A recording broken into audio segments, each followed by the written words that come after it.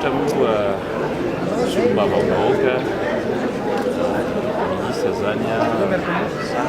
tena be foloza mametraka gouvernement ny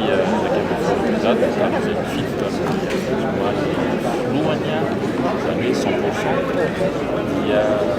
anisan'ny député reo zany efa ohatran'ny loapatelo amin'ny Assemblée nationale majorité izy atan'izay ka fiarahan'ny fomba vaovaka miaraka izay zany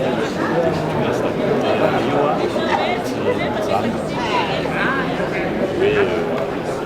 sofa izy vonona iaraka betsaka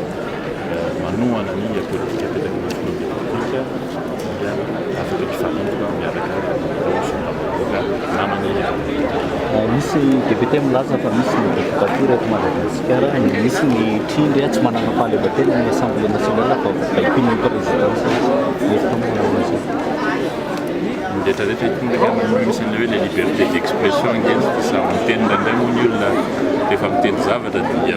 tsy mandanjalanja angamba ny zavatra teneny raha misy dictature zany raha zay ngeny tena proof hoe ny olona raha miteny zavatra ohatran'izany dia misoratra raha nanisy zany dictature zany tsy ho hitanareo misoratra eny amin'ny gazety na eny amin'ny internet na eny amin'ny samihafa zany fa ny olona zany misy ny manao critique négative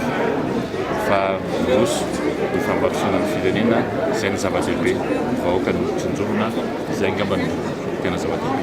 Tsy atahorana ve tompoko amin'ny fotoana izao na amin'ny assemblée zany dia efa hoe manaraka ny hevitry ny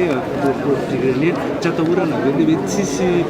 lanjalanja zany ohatran'ny hoe tsisy mpanohatra mihitsy conseil-nika fotsiny misy ka io ange ny fomba vaovaka dia